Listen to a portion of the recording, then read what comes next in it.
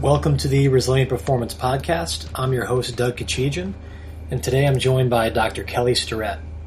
Kelly Starrett is a coach, physical therapist, author, speaker, and creator of Mobility WOD, which has revolutionized how athletes think about human movement and athletic performance. Kelly's clients have included Olympic gold medalists, Tour de France cyclists, world and national record-holding Olympic lifting and power athletes, Crossfit Games medalists, ballet dancers, military personnel, and competitive age division athletes. Kelly's background as an athlete and coach includes paddling whitewater slalom canoe on the U.S. Canoe and Kayak teams and leading the men's Whitewater rafting team to 2 national titles and competition in 2 world championships. His 2013 release, Becoming a Supple Leopard, has become a New York Times and Wall Street Journal bestseller.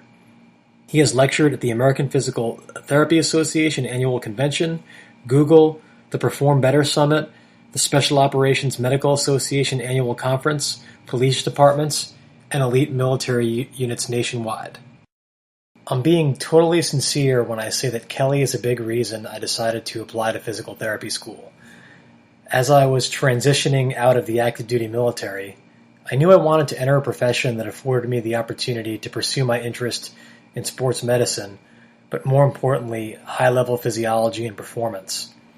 It seemed like I had to make a choice between clinical work and performance optimization until people like Kelly integrated the 2 ends of the previously divided spectrum. He helped show me what's possible professionally when you don't allow established norms to define your boundaries. He continues to refine these boundaries through public health initiatives and his integrated performance lab. It's not a lab in a research sense, but I think it's a lab in the truest sense of the word. He also ended the podcast in a manner akin to a finishing move in professional wrestling or an 80s action movie.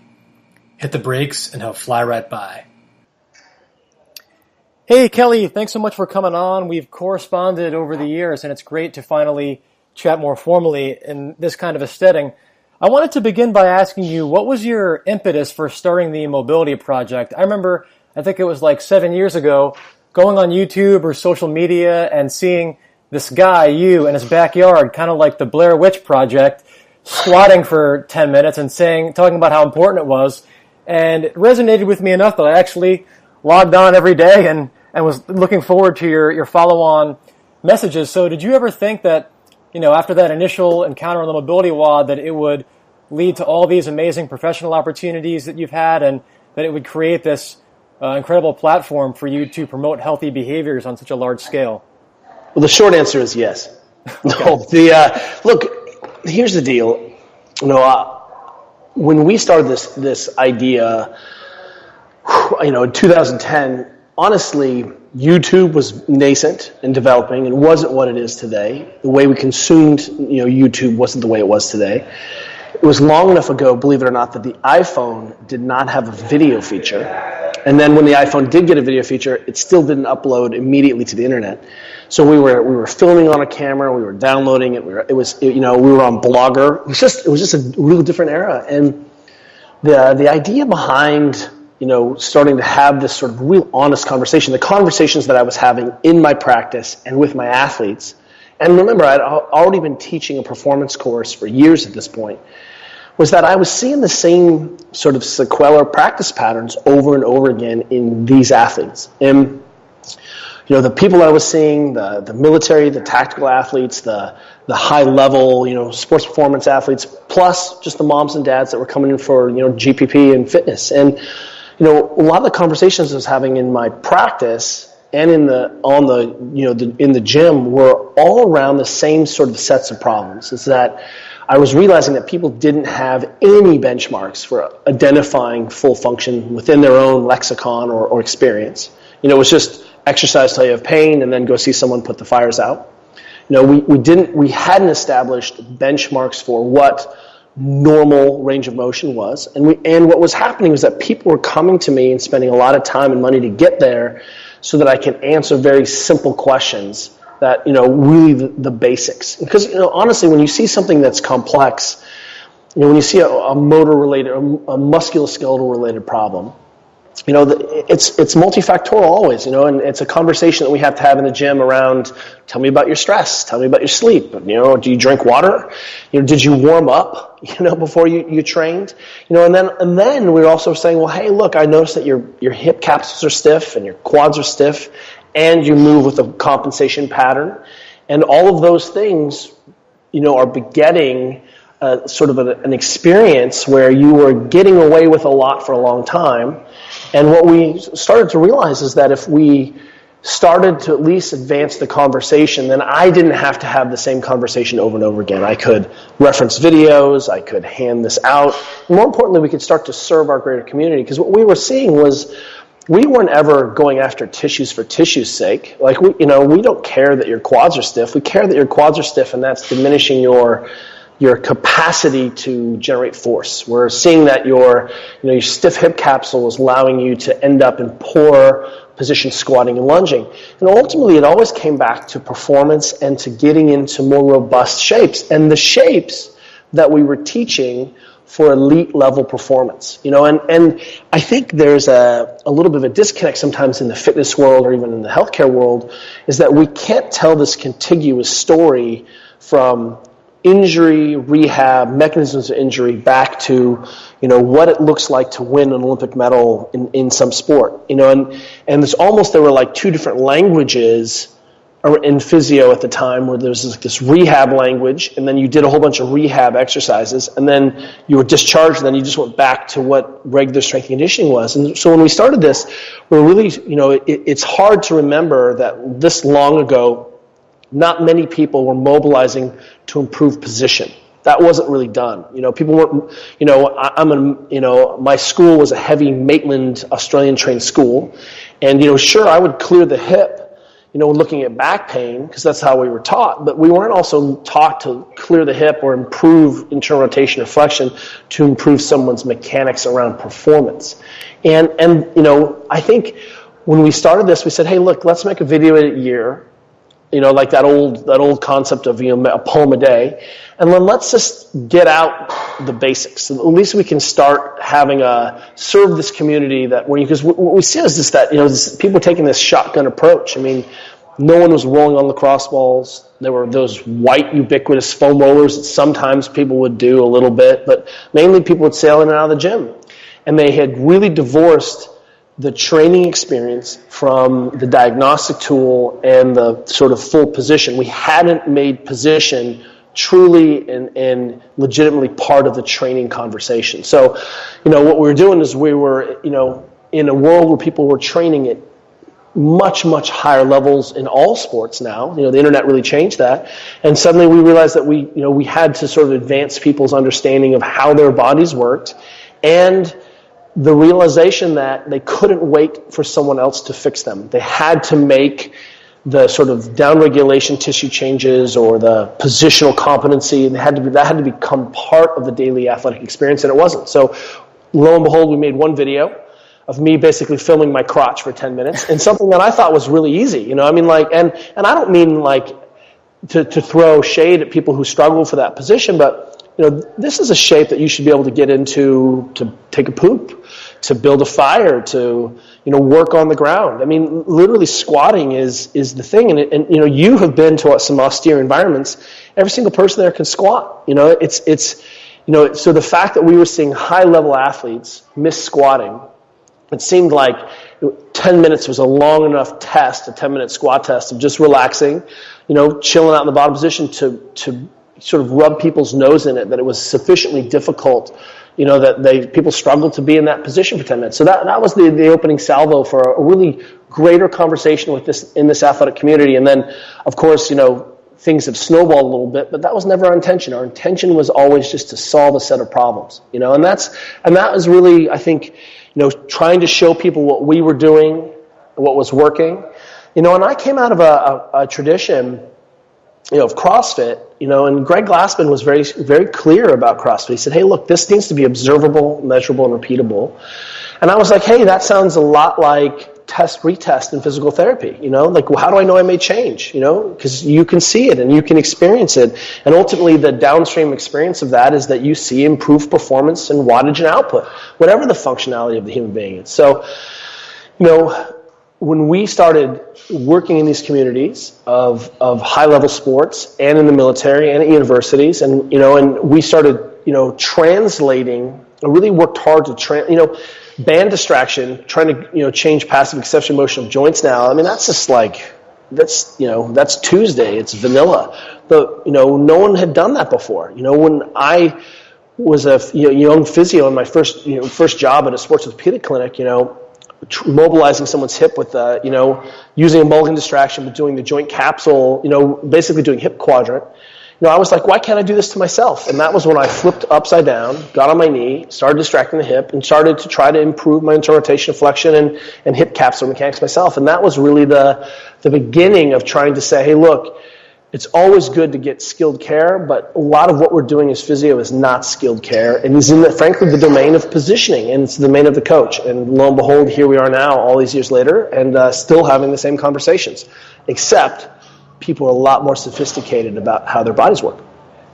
Yeah, and I think that for the people who don't know what or aren't familiar with Mobility Watt, it's basically an online platform that shows people how to perform maintenance on themselves. So, that's part of it. But people forget that Becoming a Supple Leopard is a 500-page book, and 250 of those pages are movement theory, and about how to express the physiology in the language of strength and conditioning. And I will tell you that we have probably close to 2,400 videos on the site, but over half of those are dedicated to mechanics. How do you run more efficiently? And more importantly, how do we stitch together a cogent, integrated practice where we mobilize for position and we mobilize to improve, ease of position and respect the nervous system, and how does that integrate into actual loaded movements at the high level? And I think that's one of the problems that I think when we look at the greater conversations,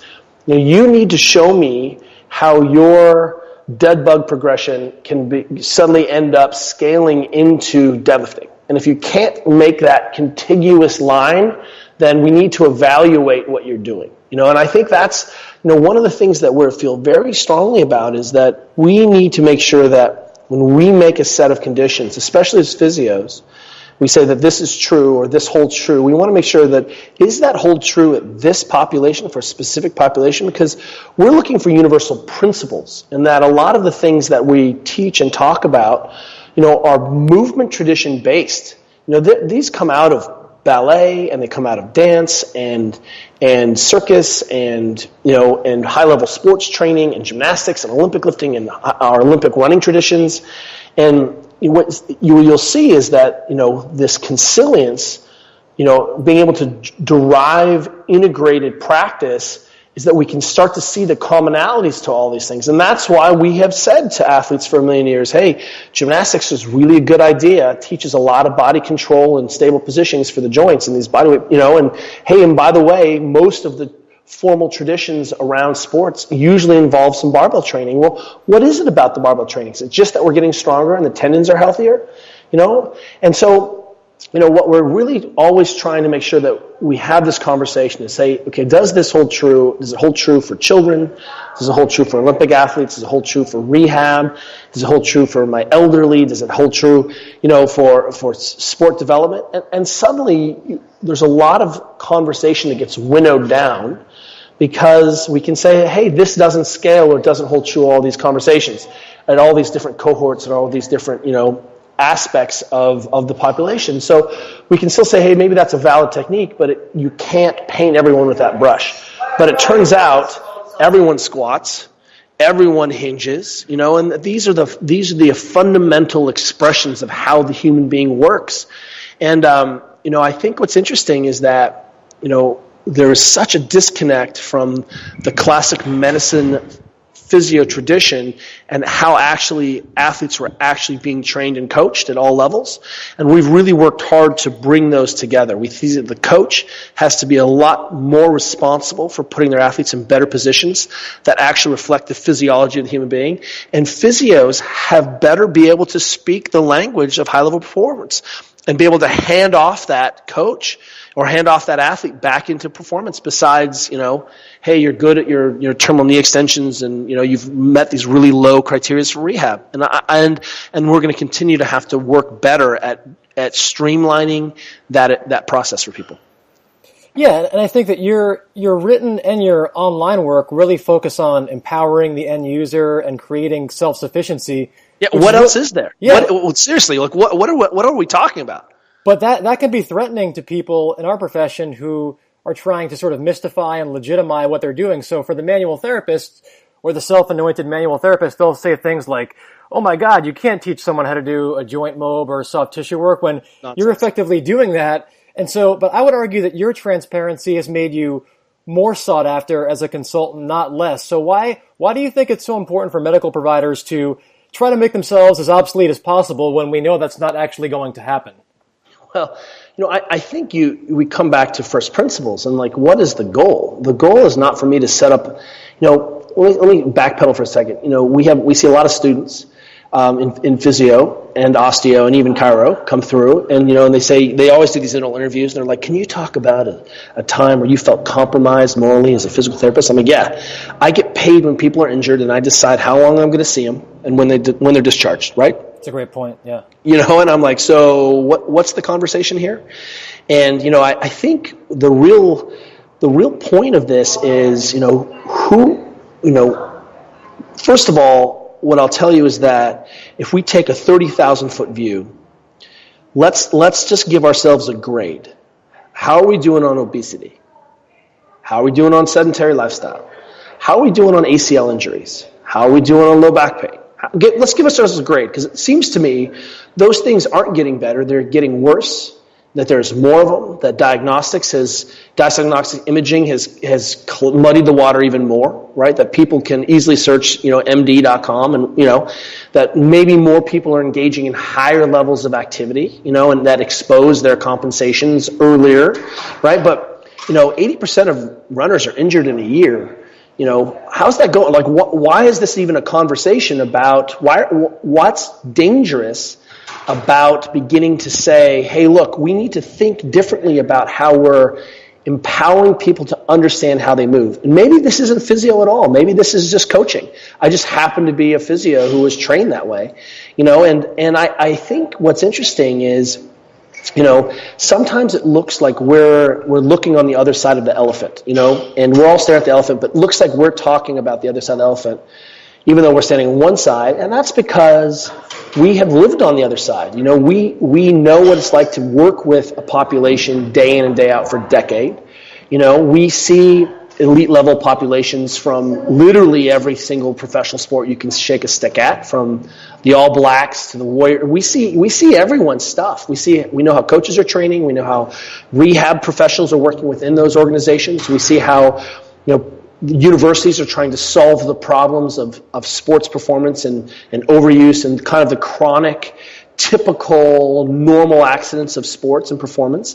And yet we also work with children. We work with elderly. We have an adaptive athletics class at our gym, and so it really informs our thinking to say that, are these streamlined principles, do these hold true, and how are we going to change the conversation? Because here's a great example, as you can relate, having been a PJ, probably still are PJ, but when we often talk to soldiers, there's one physical therapist for 5,000 soldiers.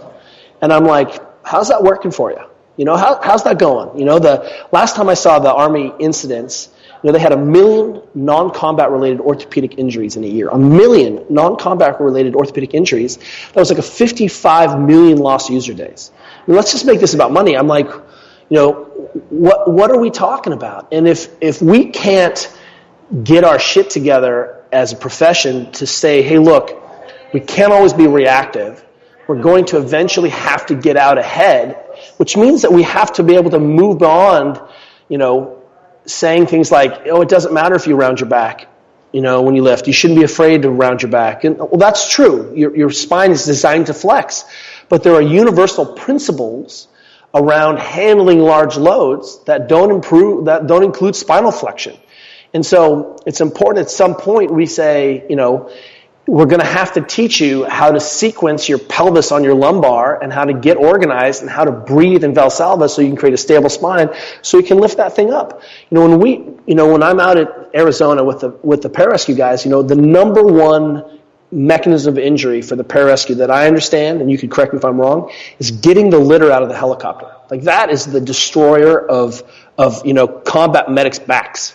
And the issue here is not saying that that's just dangerous and we can't ever do it. The issue is saying, well, how do we get ourselves into the best position possible to create the greatest stiffness and rigidity and safety in the spine?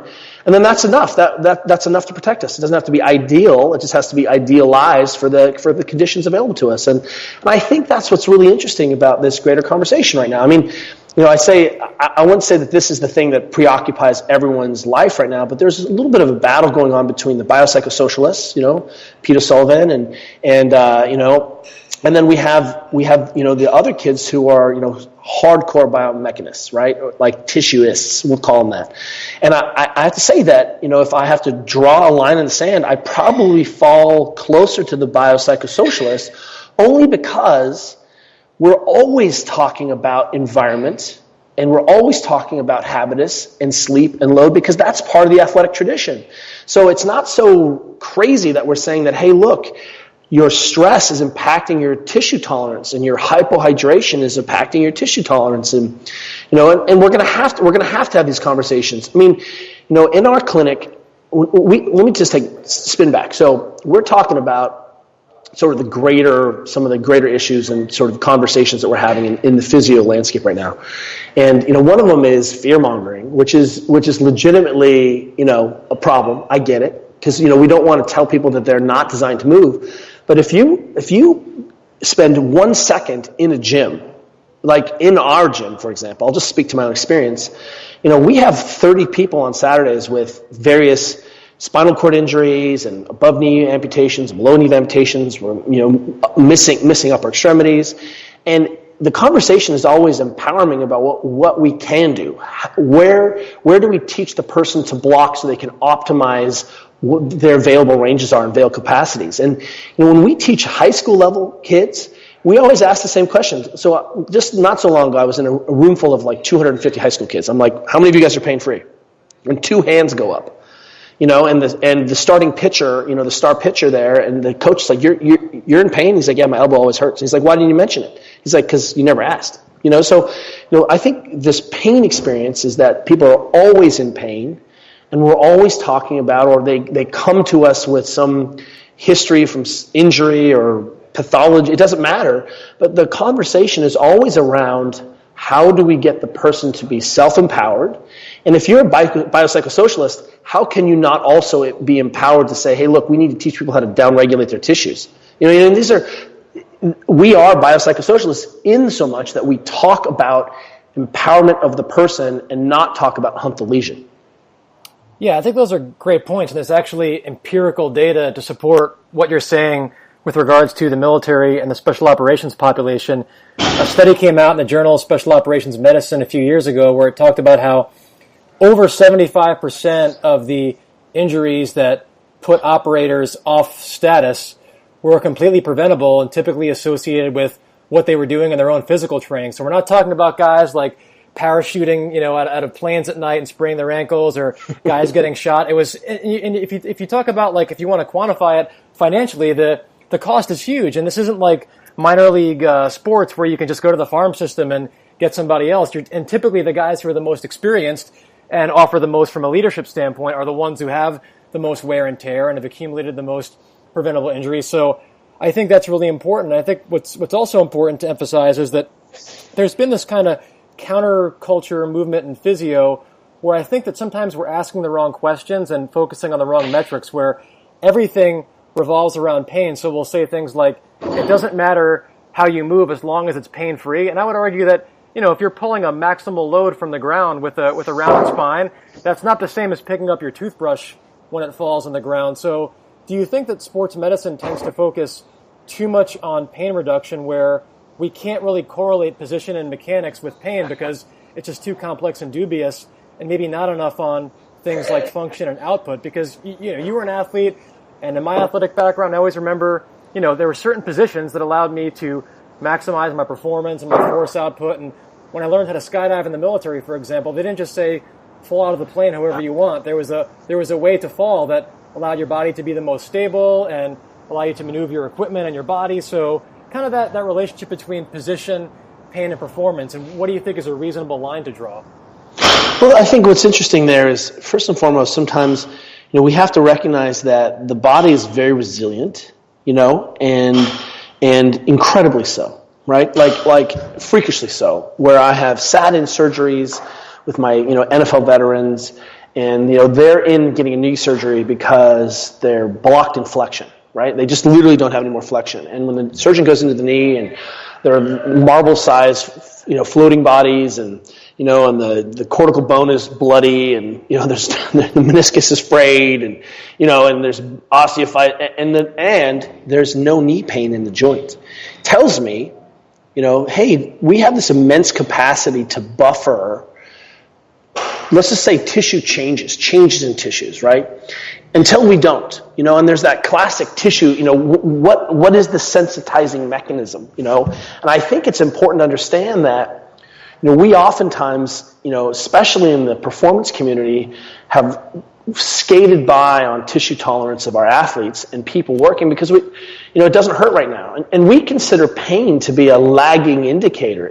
It's an important can be an important, look, if it's not night sweats, dizziness, fever, vomiting, nausea, unaccountable, if it's not pathological, right, and it's not catastrophic, then where's it coming from?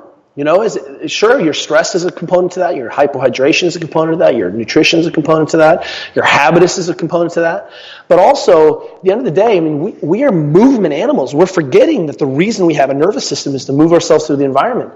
And why is it that human beings are the only animals on Earth? I'm reading Harari's book, Homo Deus, right, which is such a good, important read, and so Sapiens.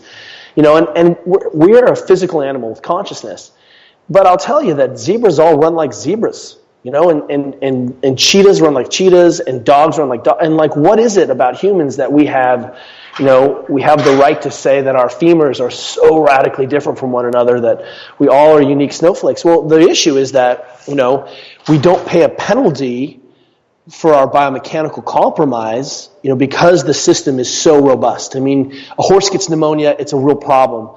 You lose a lung and you can still climb Everest. That's how redundant and extraordinary the system is. So the thing about chasing pain is that pain is an easy metric, 1 or 0, yes or no. And we know that pain is a complex phenomenon in the brain. Perception of pain is, we can talk about cortical smudging, we can talk about sensitization of peripheral nerves. There's all the ideas around pain and chronic pain.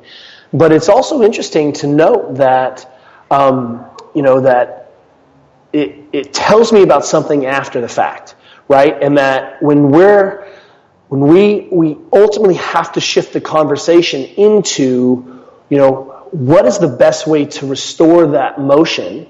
And that is not a question about pain. We have the bare bones right in front of us. So open Norkin and White up and look at the range of motion of the ankle. And dorsiflexion, we like to have 20 to 30 degrees, depending if it's American Academy of Orthopedic Surgeons or American Academy of Family Practitioners. So that's great. I can assessively pass your ankle on the ground and say if you have full dorsiflexion, yes or no, without, and subtalar neutral. What does that mean as a human being? Well, it means actually that you can do a pistol. It means that you can actually load that ankle in that position. So there is some hardwiring of skill. And what kills me is that we're not actually obsessing about, hip rotation, we like to have a 45-degree window, right, in external rotation and internal rotation. If you can show up with 30 degrees of internal rotation in your hip at 90, we're going to be doing a victory dance. But that passive range of motion really is just a correlate. It's a component to the thing that matters, which is, can I squat up and down without large translations through my spine? Can I squat up and down without sacrificing the integrity of the arch of my foot and collapsing my arch and my ankle so that my navicular bone is dragging on the ground, right? And that's really where we've got to go. We've got to quantify and begin to establish what are good movement practices. And let me give you a shining light. Greg Lehman recently put out an article about some of his running mechanic fixes. And I was like, here we go. We have a pain scientist actually talking about... They were all mechanical, too. They're all mechanical about how, like, changing gait stride or stride frequency and walking a little bit. And is it okay to heel strike? Absolutely. You're going downhill, you're going to heel strike a little bit. Take a little break. But what was in there was concrete steps about improving motor efficiency through movement, right? Those are all motor cues, not changes in we'll unload the IT band by theoretically. That's all really bad thinking. And I think even the way we teach anatomy in physio school is a function of the way that we became tissuist. Physio swung way back into evidence-based practice, and at the heart of that was really understanding, what's happening. Attend the Fascia Congress and watch the deep anatomy nerds duke it out about the role of fascia and it's incredible, right? And it's important that we have that minutia and nuance of understanding around the biomechanics and the tissue level biomechanics, but we can't ever lose the forest for the trees. And then if you're arguing to me, it's that valgus foot and knee slamming in isn't a problem, and it's okay for people to walk with their feet turned out like ducks, then I'll answer that question. Does that statement hold true across all of these other, variables? So it's okay for children's knees to slam in and for the arches to collapse. You're saying that's okay. So does that true at speed? Is that true at load? Is that true over time? And suddenly, you're like, well, you wore out the compartment of your knee. That's not in your brain. It's because you've been loading that knee terribly for 2 decades.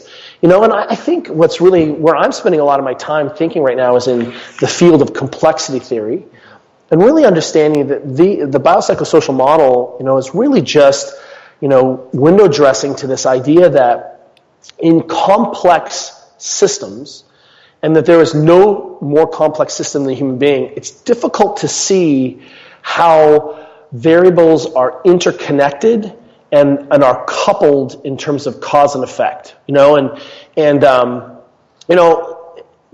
are the conversations we at the base level. So, for example, we had an athlete who come in who she had really bad knee pain spot, and we could not. She moves well, and we could not get. Eventually, we were like, hey, look, you know what this is? This doesn't feel mechanical. Like something's going on at a physiologic level. And so the next conversation is, because we're clever kids. We have smart physios available to us, right? We're all working on this, and this is a world champion athlete. And I said, well, tell me about your sleep. And because I was like, how is her her heart rate variability scores? And he's like, they're awful. Her ready state. And I was like, oh, well, tell me about your sleep. She's like, well, I said great. I was like, well, do you sleep in a dark room? She's like, no, I have the TV on because when I travel by myself without my boyfriend and I'm not at home, I feel nervous, so I leave the TV on all night. So there she is all night for the last month of training camp, sleeping with the TV on, radically disrupting her sleep, radically disrupting her ability to recover among every good scientific metric. And guess what happened when we turned the TV off? She healed, And so is that biopsychosocial? Yes. Was it in her brain? I don't know. It was manifesting itself in her knee. So, we want to make sure that we're always having this greater conversation and reminding ourselves that as complex systems that are highly coupled, we can't just say it's okay now because we are going to be 100 years old. We are going to, and for me, if you've worn a hole in your patella, right, that patella, back of your patella looks like a soft-boiled egg, and you're 22 years old, we need to ask the question, what's going on?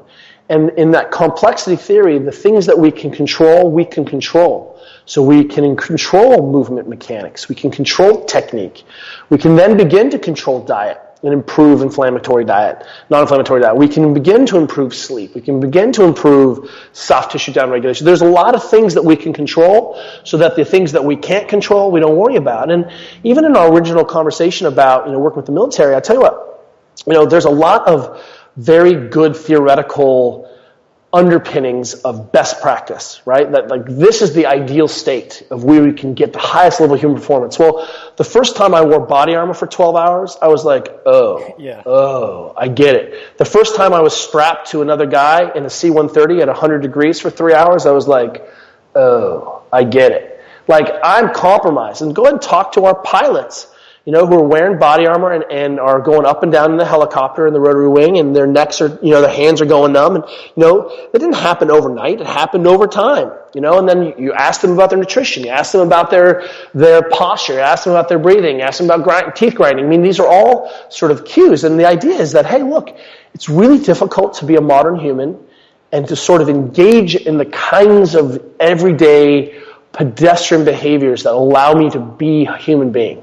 And that means I'm supposed to be moving, I'm supposed to sleep, I'm supposed to drink some water and eat some vegetables, right? I'm supposed to have downtime and chill, and what we see is that, people are on this stimulant-depressant cycle between coffee and alcohol, or THC and Ambien, or, Ambien and Adderall. I mean, you can scale that up and down as you need. And, what we see is that we're seeing a lot of basic adaptation errors in the human being that ultimately reflect themselves in how the body manifests itself in terms of a stable system that's supposed to be 100 years old. And we know that genetics are a component to it. But we always want to be careful of using genetics and some of these other features as apologetics, because we know that the human being is sufficiently robust. But if you have a person who's sitting for more than 6 hours a day, by definition, they have a sedentary lifestyle.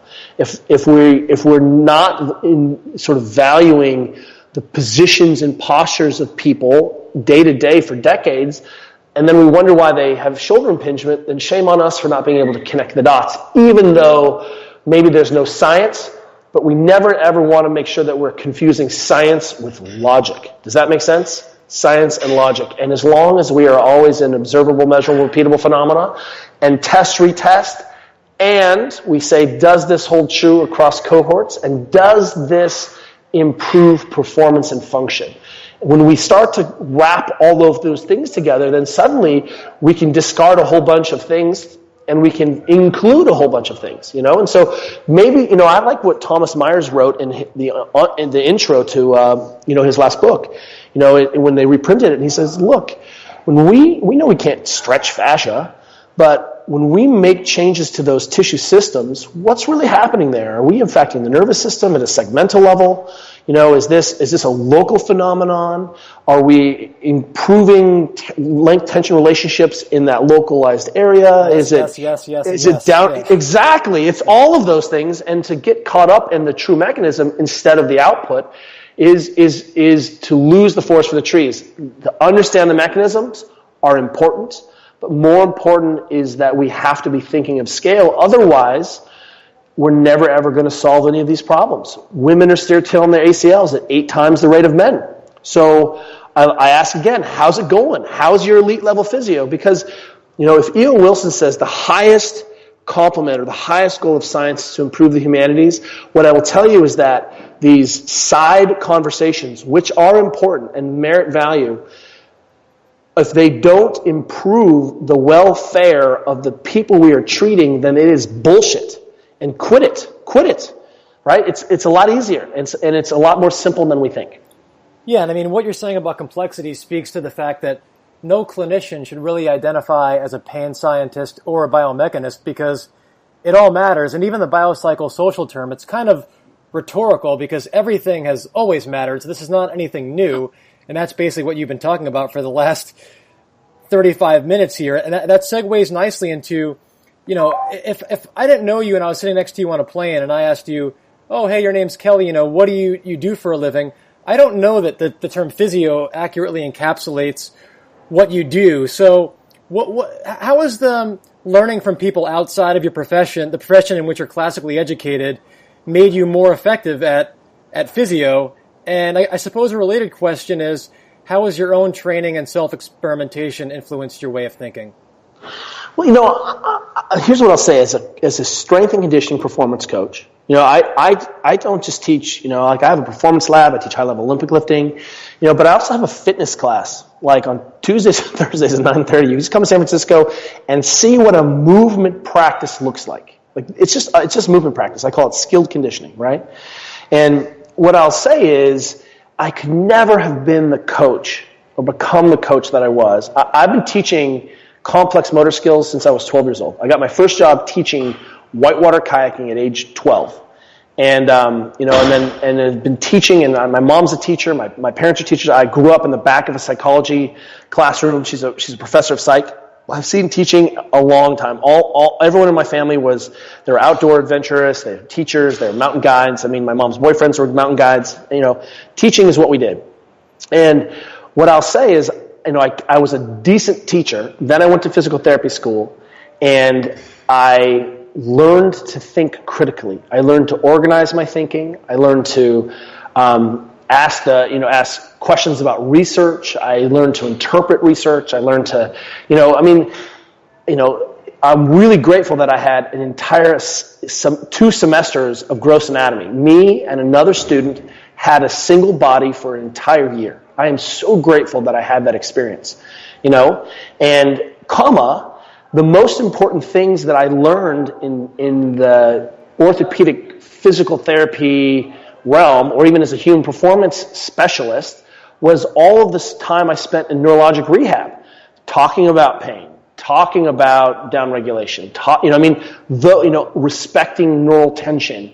Those are the most important things. So, I don't just see someone row. I see someone rounds their upper back. That's a position of high neural tension in a long sit position. Basically, it's slump. And so suddenly you're like, oh, I understand what's going on here, and why we're not pushing the disc onto a nerve. Maybe we're pulling the nerve onto some discs. And by the way, and that got us to think critically about some of the things that we were doing and why we engaged in a lot of why the mechanics and expressions of mechanics in strength and conditioning and skill performance and gymnastics were the languages that they were. It was about bracing the spine, squeezing the butt, get stiff, holding your breath, head in line, armpit forward, knees out, break the bar. These were all cues about rotation and stiffness, and trunk control. And then, I would say that I could never have been the physio because I always had to understand what it is I was doing in this physio language as it related to actually teaching and working with human beings and how to move. And if we can't, identify when someone's missing internal rotation of the shoulder in extension and identify what those compensations are, then you're never going to help people with bench pain shoulder syndrome, right? You need to be able to see that. And, so on the one hand, what I'll say is, I'm so glad for this classical physio education. I really went to really feel like a good school that really cared about my development as a thinker. But on the other hand, I have to not be able to throw out my Olympic lifting coach, Mike Berkner, who's been coaching Olympic lifting for 50 years and has gone to the Olympics a whole bunch of times and has spent 30 years teaching, 13 or 14 or 15-year-old kids how to Olympic lift. Like, I need to strive to understand how he has created so many stable, pain-free, functional athletes and how that integrates. So, the first day, I think the first week of physio school, we were in structure and function, doing orthopedic imaging and some of that stuff. And there was a physician's assistant PT named Julie Pride who was teaching this course, and she was at John Muir. And she was like, hey, just so you know, you're going to learn 5% of what you need in the next 3 years. And she was like, just want to call that out. And we were like, what? This is a bullshit. Like 5%. She's like, that's enough. It's enough to get started, but you're going to have to continue to understand and to seek understanding. And I really appreciated that honesty, because you have to go out and continue to think about what it is we're doing. And what it is we're doing with human beings is about improving their movement. That is, if you're working in the hospital and it's about bed mobility, then ultimately that's about rolling over in bed so they can sit up and walk. I mean, we're grading walking, cardiac rehab, and it was, a 100-meter walk for time. I mean, looking at, it's always coming back to allowing the human being, and this is the Nagy model, ultimately, like, or the WHO, it's about talking about dysfunction in the context of a person's role in society. And it seems to me it's really hard to parse out movement from how someone is engaging and relating as a human being in society. So come back to 101. And that's why Pilates makes sense, yoga makes sense, Feldenkrais makes sense, right? CrossFit makes sense, because they're all movement practices. Yeah, and so speaking of movement practices, and you've probably seen this trend in both medicine and sports science, where we're becoming increasingly obsessed with data collection and assessment, and you've been talking about these complex systems and how sometimes the training process can serve as an effective assessment, because there's really, no single assessment or data protocol that can meaningfully measure everything an athlete will encounter on the field, or even that a layperson will encounter in daily life, right? Like there's no screen for when you slip on the ice and fall. So for you, that movement practice is CrossFit, and that serves. So how does that movement practice serve as both your assessment and your intervention simultaneously? Well, what's interesting is, the assessment is always going, it's ongoing, and it's a moving target. Your ankle range of motion and hip function is a function of your flying, the function of sitting in the car during your commute, the job you have to do, some things you control and can't control, like have a baby and then tell me about your tissue tolerance. I had a daughter who was born prematurely. She was born 6 weeks early, and we spent 3.5 weeks in the NICU, and I sat in a slumped position with my daughter on my chest. I was like feet out and like high neural tension. I was like, man, this is bad. My left elbow was bent holding this kid all the time. And I was like, I know I'm going to, and then I was sleep deprived and stressed out. And then lo and behold, like the first pull up I did, bam, like the hottest, ugliest elbow pain I've ever had, like epicondylitis.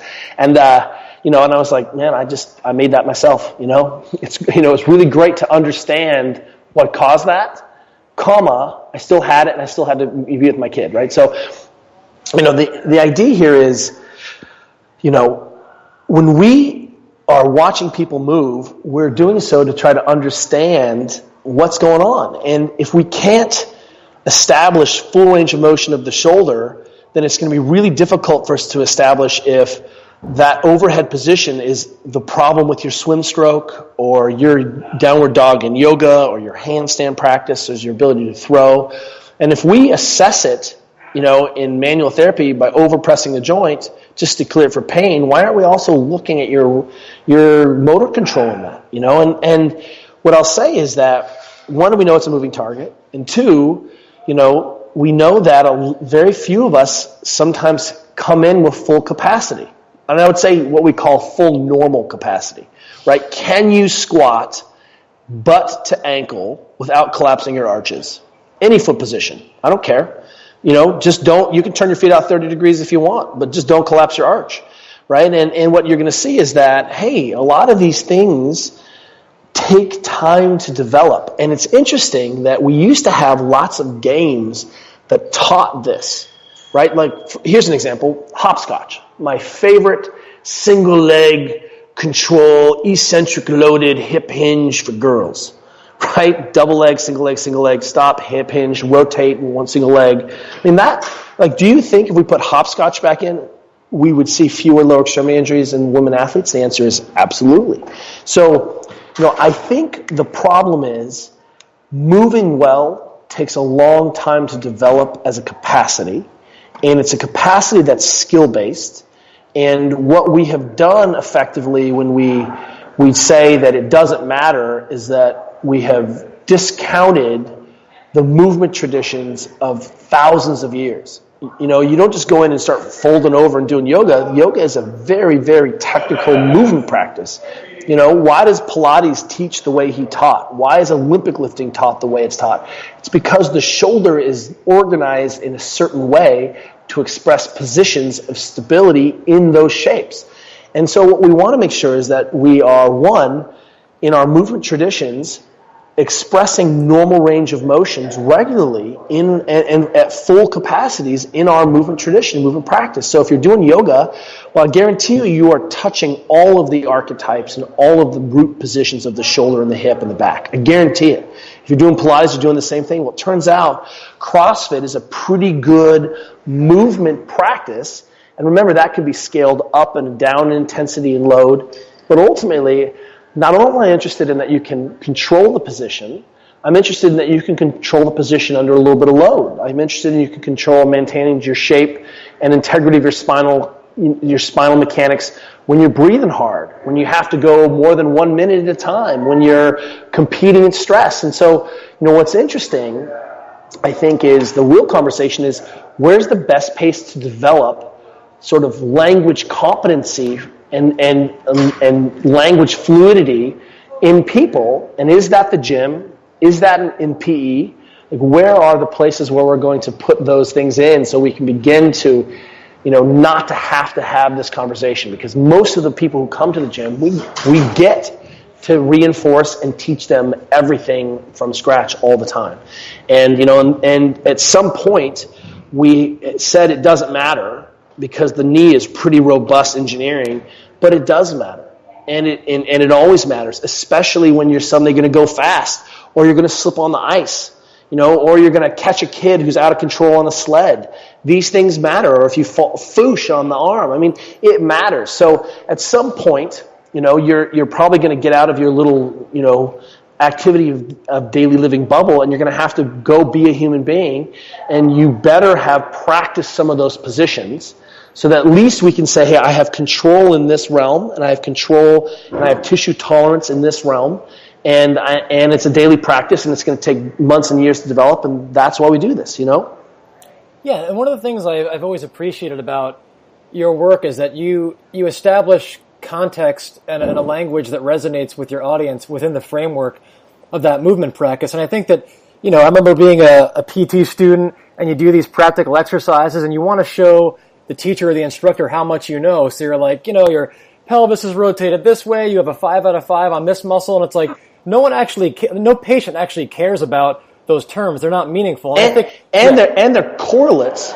for movement, right? They're components, so if we do sideline, a lumbar instability test, sideline shear, right? They teach that, right? Put the patient on the side, put them into flexion neutral, extension neutral, and then you can create some shear, and you're like, you have a segmental instability here. That doesn't matter. What really matters is that you can control that stability when you squat down or hinge over. Like that's the thing, right? So doing that assessment's important because it helps you understand what you're looking for, or potentially creating a mechanism for why a person is having a dysfunction. But ultimately, it does come back to you better be able to move yourself up and down the stairs without causing back pain.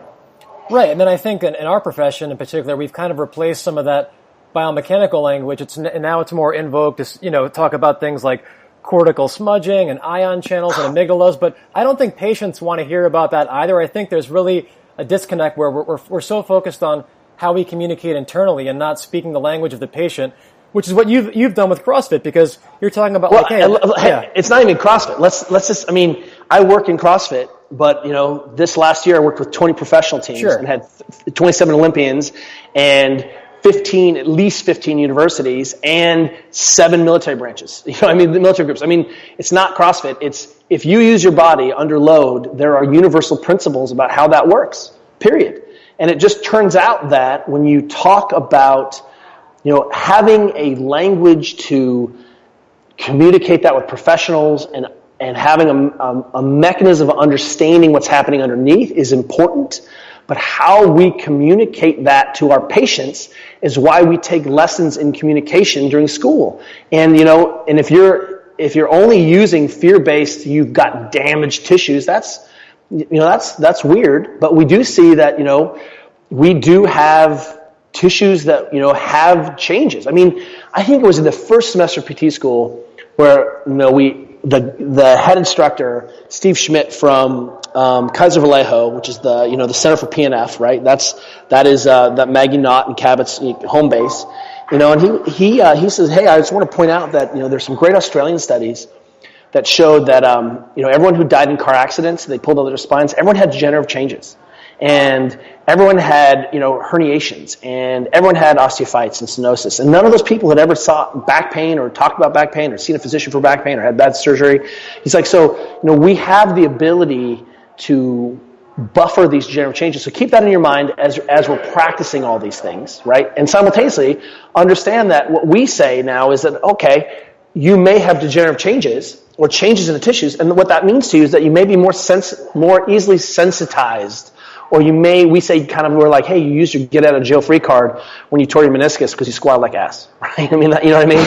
Like those 3 herniations as a professional skier mean that you may be flexion sensitive sometimes, and that's okay. And we also have to tell people all the time, we're like, hey, look, at what point do you stop healing as a human being?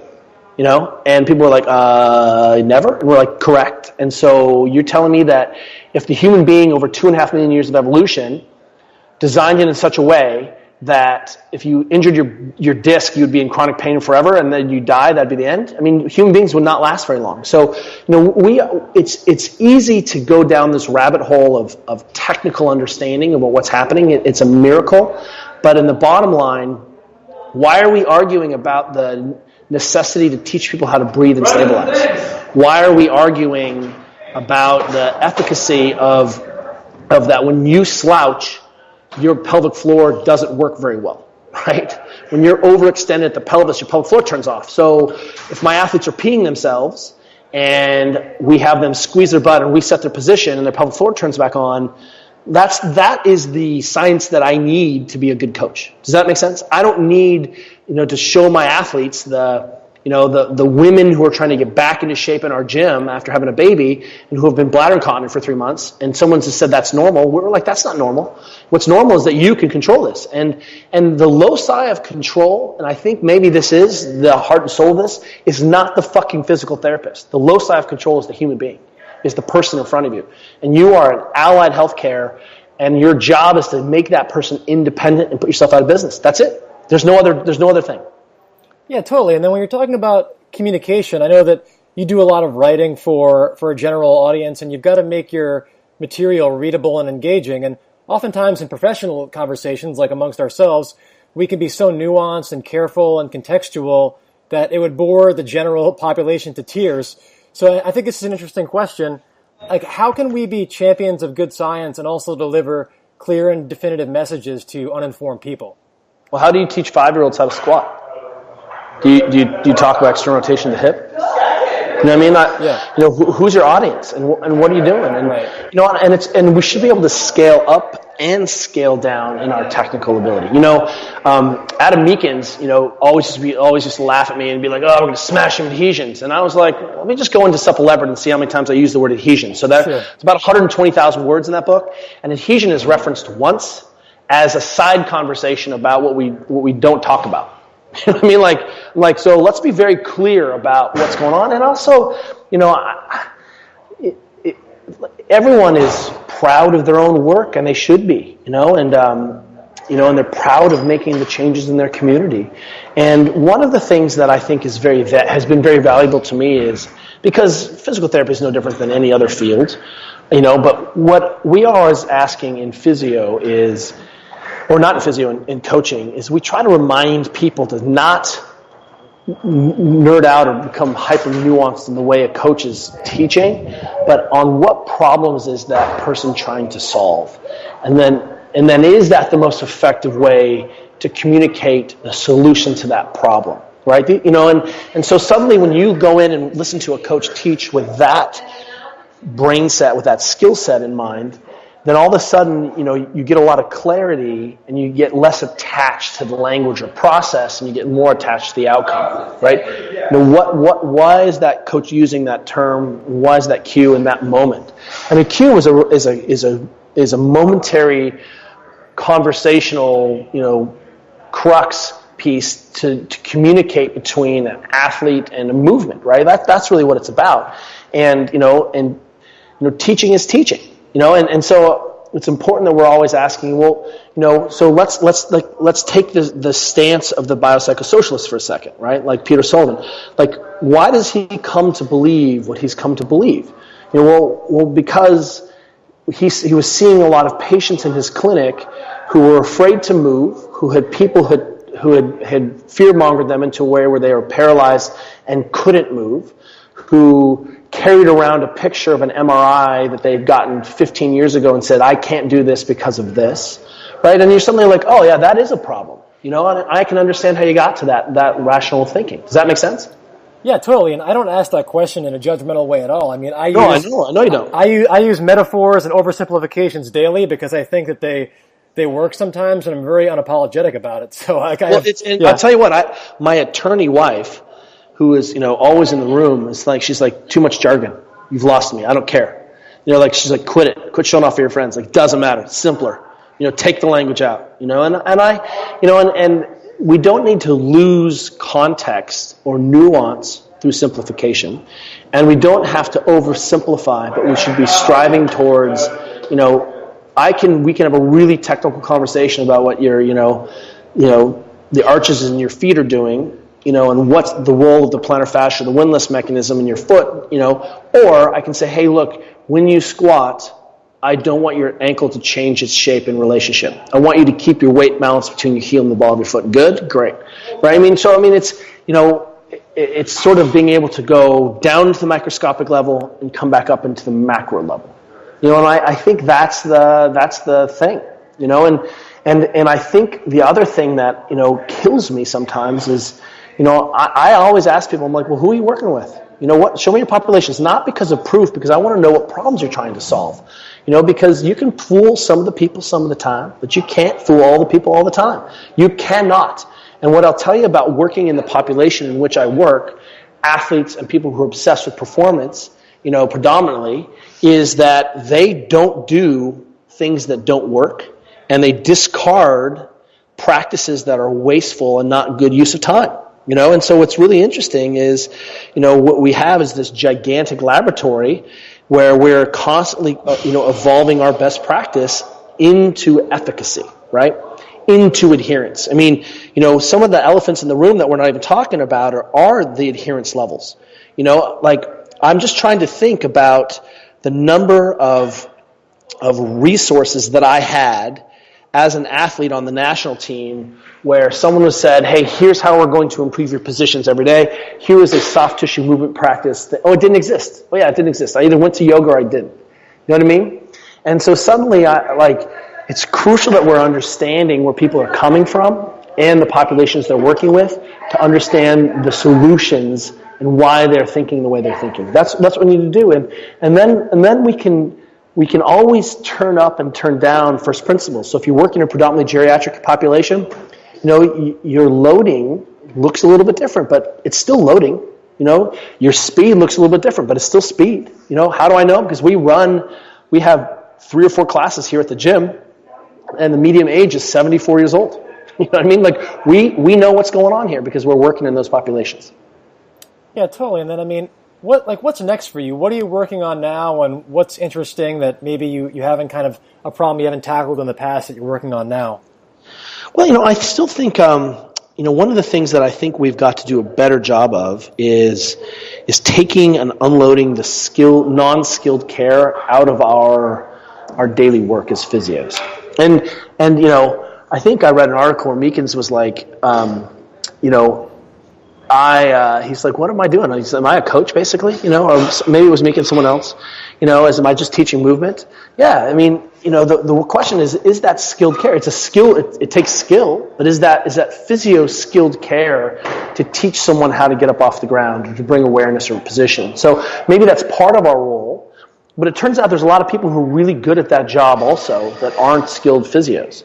So in my realm, what we're trying to do is streamline process so that the coaches in the world aren't part of the problem, so that they can take over some of the non-skilled care, which is dealing with stiffness and downregulation and tissue perfusion. Those are all elements of training, and that doesn't belong on the table. A physio might use it to solve a problem, but that stuff also belongs in the day-to-day for the coach. It means we need to elevate the coaches And so they can also, the fitness trainer, so they can also communicate what's going on. The way we've established and structured physical therapy in the United States is that it's reimbursement model. And so if you come in and your shoulder hurts and you're a painter, do I discharge you once you are stable, have full physiologic capacity? We're talking about normal physiological capacity that we assess. Do I discharge you once you're stable under load and speed and fatigue and cardiorespiratory demand? No. Once you're out of pain, I'm like, good luck, And so the question is, are we in essence, as physical therapists, often guilty of doing the same thing that physicians do when we physicians prescribe medicine, which is often a symptom of a problem, right? So like pain pill for a patient. Are we guilty when we give people little exercises, right, to get them out of pain? Is that the same thing? Because we really haven't had the conversation at the root level? Or is it that the physio isn't really set up to have this long-term conversation about resolving pain, resolving position, building tolerance, developing cardiorespiratory demand, talking about nutrition, talking about habitus and non-exercise activity? Who does that? Who is supposed to do that? And because what I'm telling you is I don't think it's the physio who maybe the physio maybe is the best person to be able to take care of that, but that looks very different from a day-to-day practice. Yeah, for sure. And like you said, it's kind of a resource problem. Like there aren't even enough physios to do that, which is why empowering the coaches is probably a very noble mission for physios to undertake. What's the best way for people to learn more about what you're up to?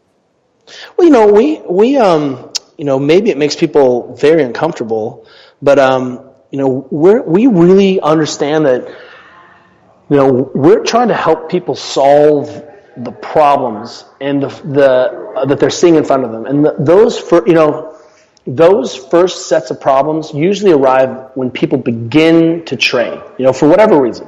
Hey, I want to get fit, I want to look better naked, I want to be better at sport.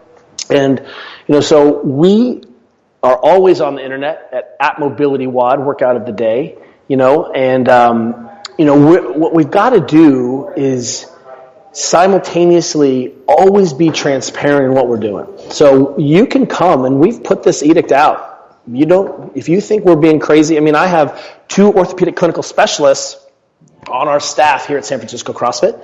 Right next door to us is a traditional rehab facility, and we share physios and resources, and come see what we're doing. Come check it out. See if it's offensive to you. See if how that works. We have a lot of people that come through, and understand that what we're working hard on is, again, helping people solve their own problems in real time. And that may mean that there's no physio in the room. Why? Because the system isn't set up like that way. So, we'll continue to advance this conversation so that ultimately the only problems the physio sees are some of pathology and catastrophe, ankylosing spondylitis. We're going to crush that, and things like that, or you were parachuting downwind in the dark and sprained your ankle on a stump. Boy, physio is going to really help with that. But wouldn't it be nice if everything else wasn't a physio-related problem? It was just a movement-related problem, and that that was addressed by your PE teacher. Because I remember having my PE teacher screen me for scoliosis. And that guy wasn't very skilled. But he could tell if my spine went left or if my spine went right when I flexed forward. Yeah, well, that's a very generous offer, and one that I'll probably be taking you up on in the near future. I don't want to monopolize any more of your time. I know how busy you are, so thanks again. No. I'll just say that everyone's busy, and my sisters and brothers out there. I am so proud of being a physio and being a coach simultaneously, and but if you push me, I'm going to just jump into the coach room. Because that's where the real work is. I think the bottom line is if we recognize that a physio is a special kind of movement teacher, with specialized training, then we're going to get a lot further along. Well, that's really cool of you to say, and I look forward to having more of these conversations in the future. Dougie, I think the first time we officially met was at a Special Operations Medical Association. Yep. A long time ago. Yeah, man. No, I had cut up inner tube tires to make voodoo floss bands because voodoo floss bands didn't exist at the time.